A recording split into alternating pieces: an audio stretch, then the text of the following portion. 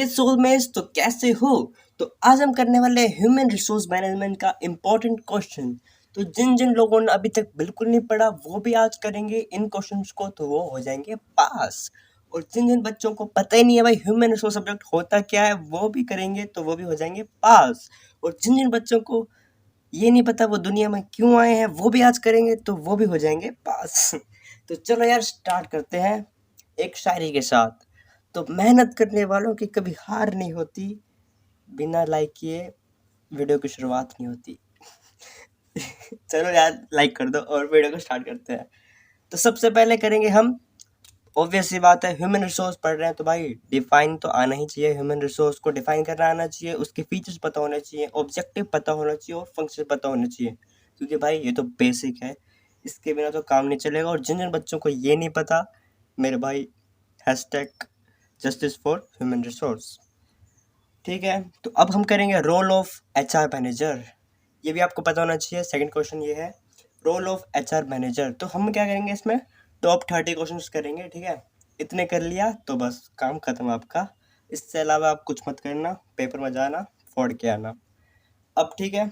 और हाँ, कुछ बच्चे पूछ रहे थे कि लाइक उनको कितने पेज का करना है। मेरे भाई एक एक क्वेश्चन आपको एटलीस्ट 5 to 6 पेज का करना पड़ेगा। ठीक है, इसकी ट्रिक ये हो सकती है कि आप अच्छे से उसको इंट्रोडक्शन करोगे, डिफाइन करोगे उसको, मतलब पूरा बताओगे अच्छे से, और बीच बीच में एग्जांपल्स डाल देना उसमें। ठीक है, हर चीज़ का एग्जांपल डाल देना, जैसे मैं भी देता हूँ कभी कभी वीडियोस में, जिसने पढ़ा होगा वो पता होगा।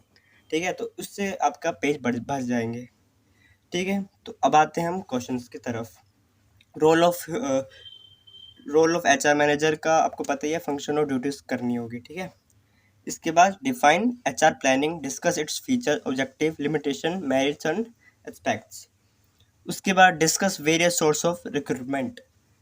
उसके बाद discuss the significance of employment test, discuss any 5 employment test used in industry.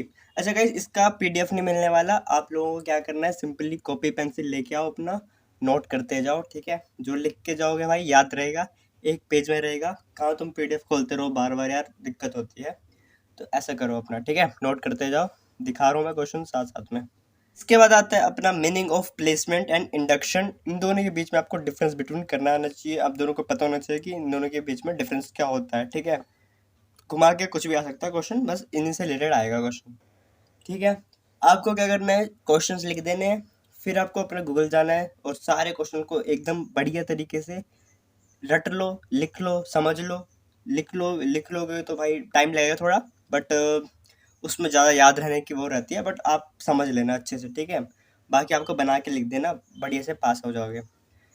अब human resource of firm can be a source of competitive advantage. ठीक है, इसकी स्टेटमेंट बतानी है आपको विद एग्जाम्पल।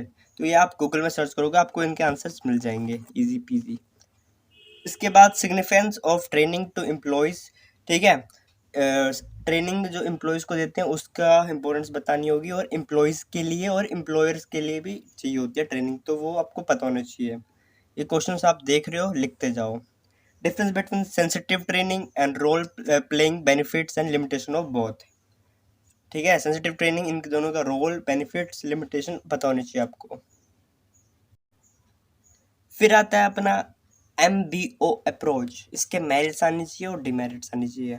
फिर अपना डिफरेंस बिटवीन परफॉर्मेंस अप्रेजल और पोटेंशियल अप्रेजल, इन दोनों का आपको पता होना चाहिए, डिफाइन करना आना चाहिए आपको। डिफरेंस बिटवीन तो होता ही है।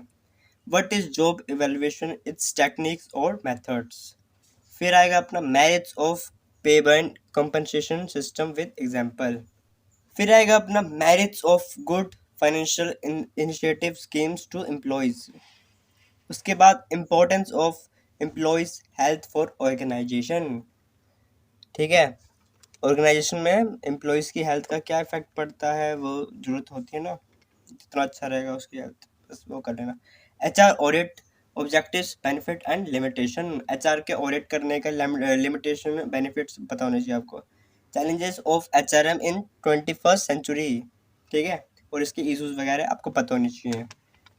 नोट करते जाओ बस, ये क्वेश्चंस आपको सिंपल गूगल में सर्च करने हैं ये सब। Technique of management development programme, quantitative and qualitative aspect of HR planning. फिर आएगा अपना difference between training and development, importance of training needs. उसके फिर आता है हमारा define social security and its significant in India. फिर आता है हमारा merits demerits of seniority based promotion and merit based promotion. अब आता है अपना एचआर पॉलिसीज, नेचर और इम्पोर्टेंस। एचआर की जो पॉलिसीज होती है उसकी इम्पोर्टेंस क्या होती है, ठीक है, ये आपको आनी चाहिए। फिर आएगा अपना evaluation of HRM in India. HRM कैसे इवेलुएट हुआ था, लाइक इवेल्यूशन, वो आपको पता होना चाहिए। Difference between performance appraisal and job valuation. फिर अपना explain basic compensation and supplementary compensation, meaning of labor welfare and need for welfare facilities to workers। उसके बाद explain industrial disputes and how it's settled। तो आपको ये दिख रहा होगा ना, हाँ ठीक है। इसके बाद अब क्वेश्चंस खत्म आपके, और ये आते हैं आपके इम्पोर्टेंट नोट्स, ठीक है। शॉर्ट्स नोट्स हैं ये, इसमें आपको पता होने चाहिए। आप इसका स्क्रीनशॉट ले लो और लिख लेना इसको, या तो अभी भी लिख लेना, पॉज करके, वीडियो पॉज करके आप सारे नोट्स कर सकते हो, ठीक है। तो ये था मेरी तरफ से ह्यूमन रिसोर्स मैनेजमेंट। तो गाइस देखो, ऐसा तो नहीं हो सकता कि 2-3 क्वेश्चन मैं आपको दे दूंगा और वो आ जाएगा, क्योंकि भाई पेपर मेरे पास भी नहीं है, होता तो नहीं देता। और ठीक है, तो ये क्वेश्चन है आपके। अब आपको क्या करना है, सिंपल, नोट कर लिया आपने, गूगल में जाओ, आंसर देखो, याद कर लो, ठीक है। तो चलो गाइस, आज के लिए बस इतना ही। मैं मिलता हूँ आपको अगली वीडियो के साथ। कमेंट्स और सब्सक्राइब कर देना, कमेंट्स में मेरे को बता देना है वीडियो कैसी लगी, ताकि मैं और सब्जेक्ट की भी ला सकूँ। Okay, bye.